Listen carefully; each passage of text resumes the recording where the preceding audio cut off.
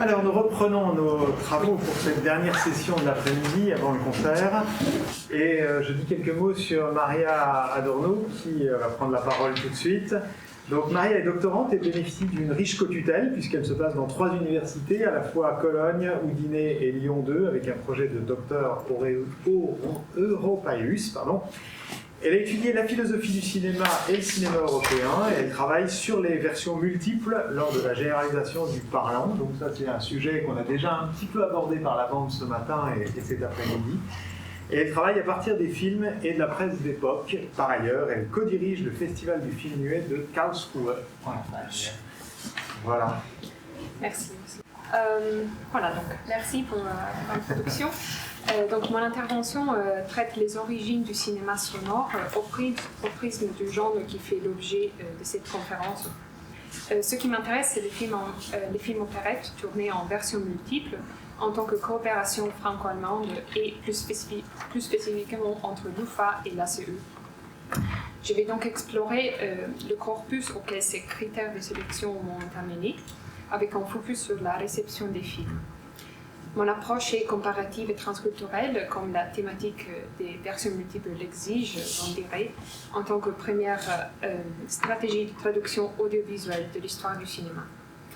L'analyse sera guidée notamment par les revues d'époque et par des extraits des films. Donc la période concernée par cet exposé et par mon projet de thèse en général est une phase fortement innovatrice de l'histoire du cinéma. Si les films muets étaient facilement exportables, ce n'est plus le cas lors de l'introduction du sonore, notamment dans un continent avec autant de prolifération cinématographique ainsi que de multiplicité linguistique, c'est-à-dire l'Europe. Mais les méthodes de traduction les plus communes aujourd'hui, donc le doublage et le sous-titrage, ne se développent pas tout de suite. Pendant quelques années, il y a d'autres méthodes qui sont expérimentées et qui mettent en évidence de nouvelles problématiques. Par exemple, la rivalité entre les films parlants anglophones et les films non anglophones. L'industrie qui s'impose initialement dans la production sonore est celle des États-Unis. Et il est ainsi qu'un double mécanisme de réaction se développe en parallèle en Europe.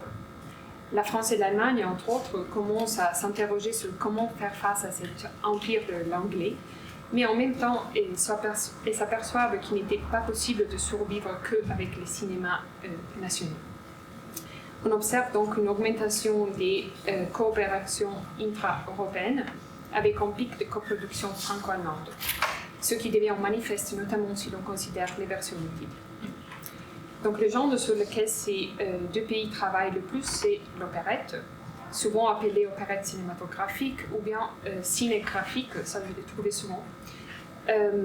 Donc l'opérette en vient à être souvent interrogée par la presse, comme on le verra au cours de cet exposé, notamment car elle peut exprimer le sonore dans toutes ses déclinations, donc la musique, les bruits, le chant ou même le silence. Donc, dans la période concernée, on a 22 films opérettes tournés en versions multiples et 50 versions au total. Comme vous voyez, ces films sont presque toujours franco-allemands et produits par l'UFA.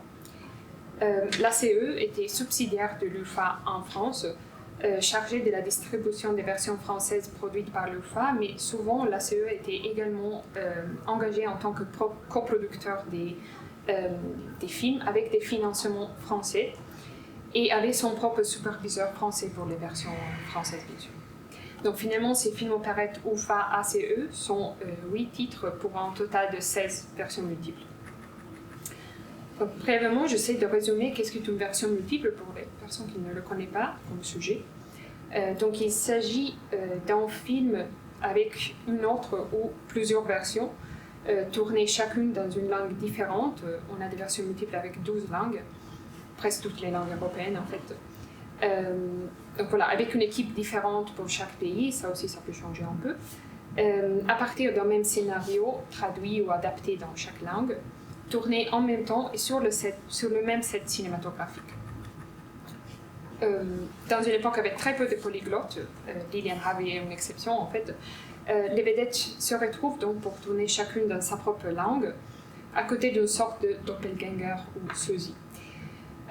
Voilà, ici vous voyez à droite l'amoureuse aventure et en bas c'est Die drei von der Tankstelle, le chemin du paradis. À droite et à gauche il y a dans les deux photos les vedettes allemandes et françaises. Et au milieu en bas il y a aussi le réalisateur principal de deux versions, William Thiele. Voilà, donc selon ma formulation, j'espère que vous la voyez, on peut. Et on verra pourquoi. Il s'agit donc à la fois d'un seul film transnational et plusieurs versions nationalisées.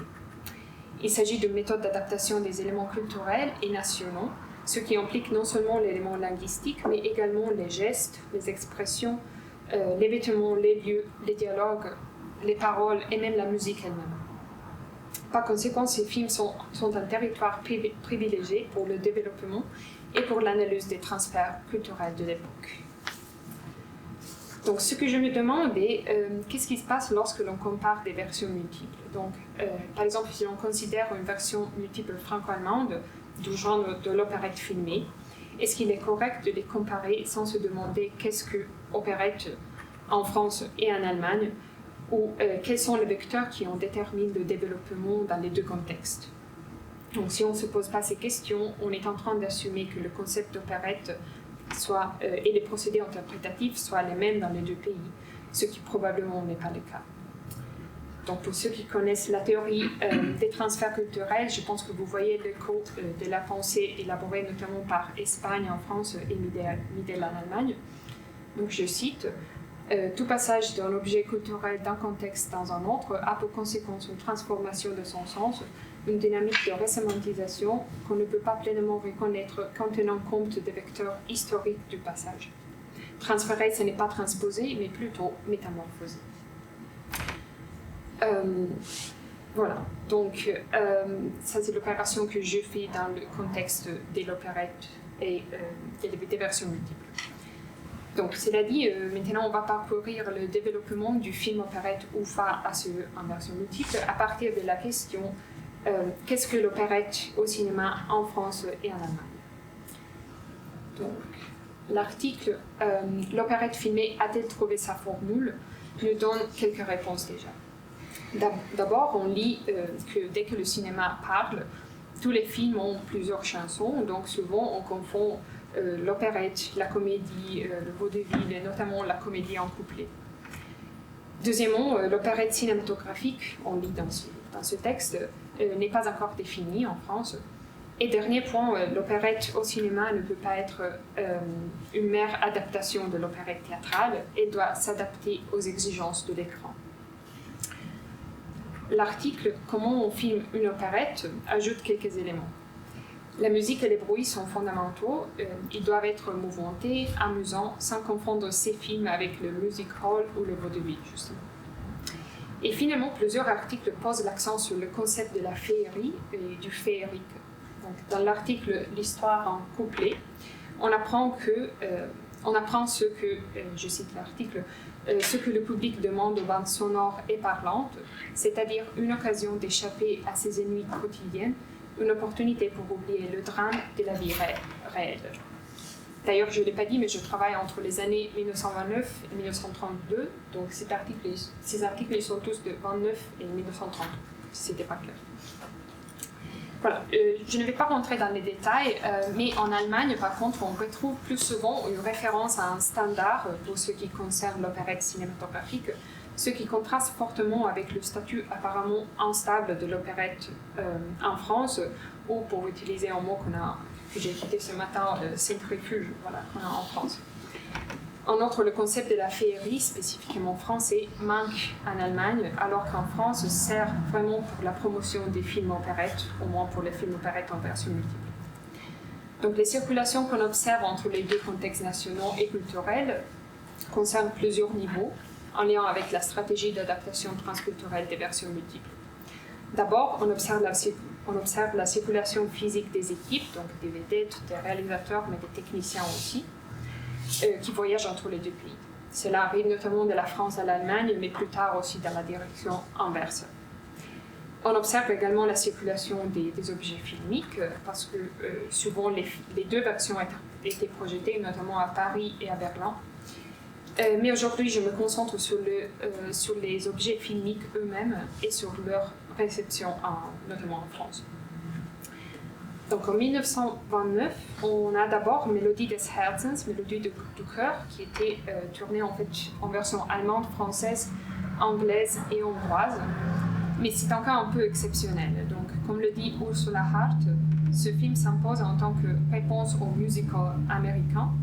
Il compte sur un charme typiquement viennois et prépare la voie au genre de l'opérette cinématographique de Pommer. Toutefois, Martin Barnier affirme que ce film n'était que partiellement sonorisé et adapté, et donc en lien avec ses conclusions, on ne peut pas vraiment le considérer le premier, mais il joue quand même son rôle. Entre 1929 et 1930, entre parenthèses, on observe le succès de deux films opérettes très importants, mais qui ne rentrent pas dans mon corpus aujourd'hui. Le franco-américain Parade d'amour et l'allemand-britannique Liebeswalzer. Il s'agit de deux cas isolés de coopération, car à partir de ce moment-là, tous les films opérettes en version multiple seront des coopérations franco-allemandes, au moins à la base. Donc, suite à ces coopérations avec le monde anglophone, l'Allemagne et la France trouvent une solution idéale pour revitaliser leur marché et garder leurs esprits nationaux. C'est-à-dire travailler ensemble aux versions multiples. L'UFA ouvre une succursale en France, la CE, comme je disais tout à l'heure, notamment pour distribuer ou même pour coproduire les versions multiples. Die Drei von den Tankstellen, le chemin du paradis, ouvre cette saison pluriannuelle de coproduction. Le film est un grand succès dans les deux pays. Il est le numéro 1 en Allemagne en 1930 et rentre dans le top 10 en France, comme on lit dans les listes élaborées par Josef Kankatz. Mais le sentiment est que l'opérette, en tant que genre, n'a pas encore trouvé son parcours en France, alors qu'en Allemagne, l'UFA travaille sur la base de certains critères spécifiques à partir du compositeur Heimann et donc de la musique. Par contre, en France, Heimann n'était pas encore si connu que ça. Donc ici à droite, vous voyez dans ce poster met bien en évidence les titres des chansons. Et d'ailleurs, ce film est présenté comme Die Süßste Tonfilmoperette der Welt, c'est-à-dire le film opérette le plus doux du monde. Donc la presse française souligne comme ce film a finalement montré le vrai potentiel du cinéma parlant et montré comme la caméra peut sortir des studios aussi. Le chemin du paradis est spécialement apprécié en tant que, je cite cet article, aventure de rêve où rien n'est pris au sérieux, où les plus graves choses ne sont que ce qu'elles devraient être, des rien. Une boule de savon. Donc le film il y a cette comparaison avec une boule de savon. Et dans un autre article, ce film est appelé une fantaisie imaginative. Donc le focus est vraiment sur le concept de rêve, de féerie, de fantaisie, de légèreté, en France beaucoup plus qu'en Allemagne. La scène que je vais montrer est assez intéressante dans la perspective d'une analyse comparée. Voilà. Nous sommes vers la fin du film, donc le trio a finalement ouvert l'usine et les ouvriers travaillent au rythme de la musique qui reprend l'un des leitmotifs du film. Donc, le titre en allemand est Ein Freund, ein guter Freund, en français Avoir un bon copain. Dans cette scène, on voit d'abord l'emploi très différent de l'élément textuel dans les versions françaises et allemandes. On voit comment le film joue sur l'élément musical entre mélodie, mots, chant et silence. En fait, lorsque Gara, dans la version française, et Frisch, dans la version allemande, ferme la fenêtre, on voit vraiment le rôle du silence aussi. Et finalement, le film joue beaucoup sur le bruit, ou mieux sur un bruit spécifique, c'est-à-dire le klaxon de la voiture de Liliane. En fait, elle s'appelle Liliane dans le film aussi. C'est un élément acoustique essentiel, très apprécié par le public aussi. Je vais jouer les deux... je vais montrer les deux bandes visuelles et bien sûr seulement une bande sonore, c'est-à-dire la française. J'espère que ça va marcher.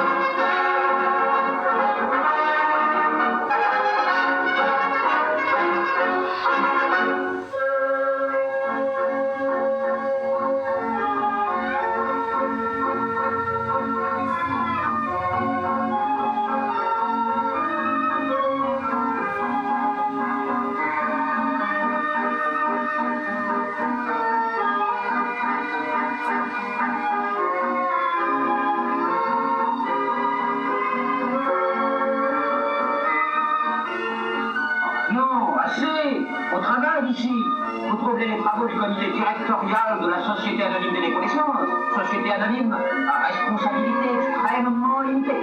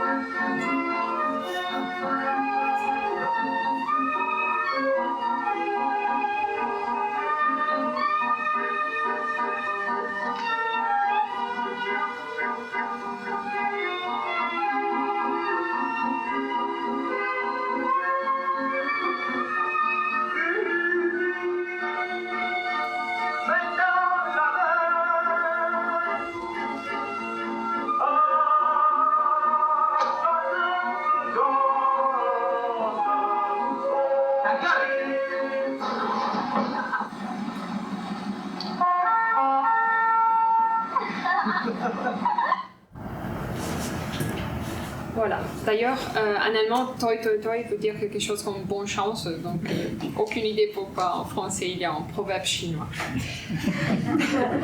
Voilà. Donc je tiens encore à souligner qu'il s'agit d'une scène, une séquence avec de la musique diégétique, mais c'est une exception car en fait, entre les 13 séquences musicales du film, seulement 2 séquences jouent sur une musique diégétique, au moins partiellement.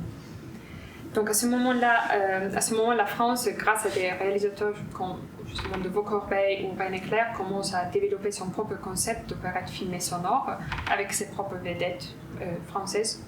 Mais le programme de l'ACE UFA de Pommer et Heimann avance rapidement. Le public français demande l'opérette et donc un véritable succès arrive sur les écrans français aussi en 1931, c'est-à-dire Le Congrès s'amuse.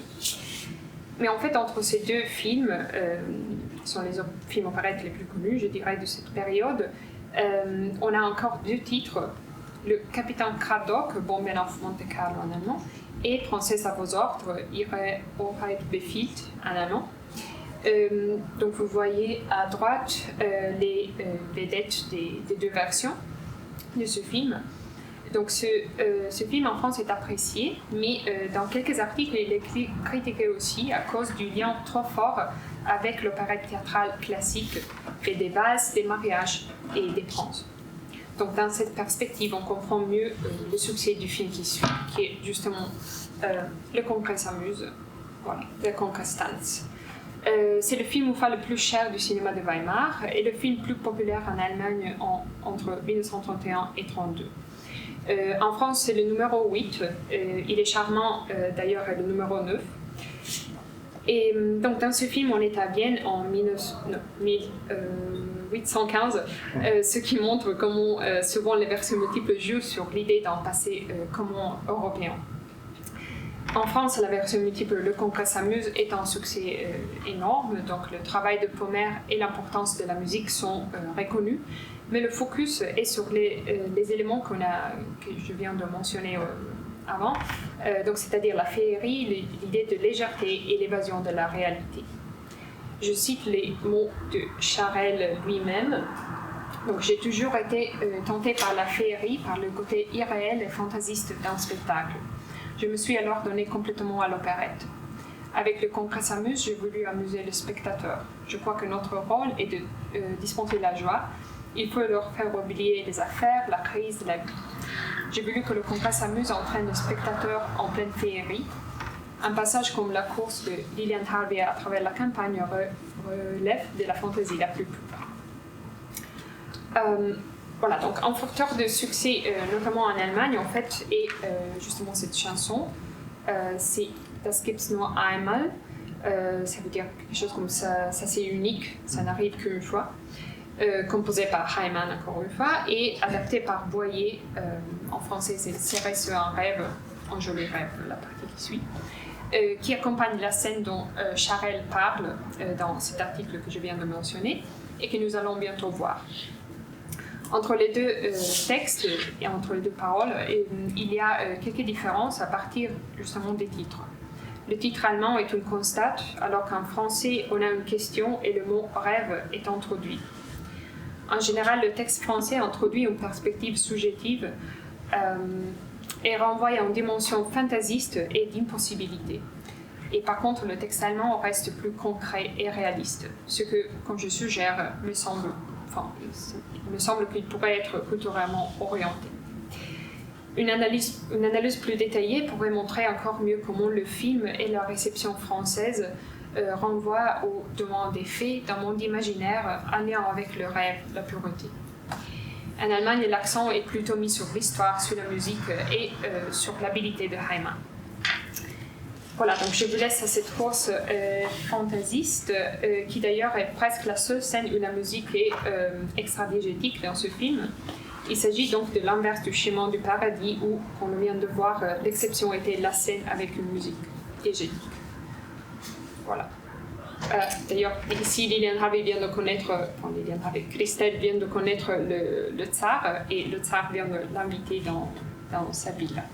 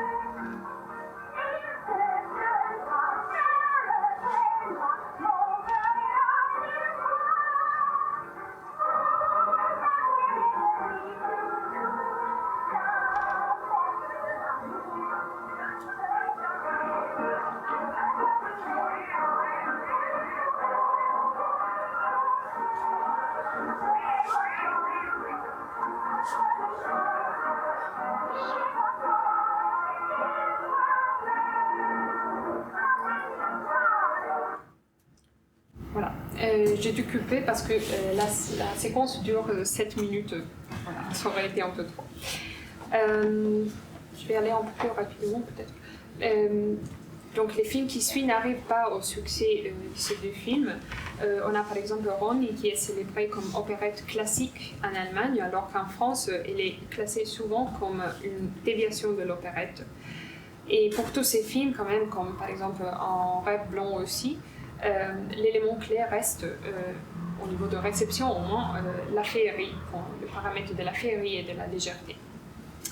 Donc, dans une perspective de recherche plus large, mon travail avance dans cette étude des genres, des stratégies et des métamorphoses transculturelles des versions multiples pour souligner leur spécificité. Pour ce qui concerne l'opérette cinématographique, j'espère avoir montré que même si les versions se ressemblent beaucoup, leur interprétation est fortement liée au contexte national qui arrive donc à transformer les films et influencer le développement du genre dans le pays concerné.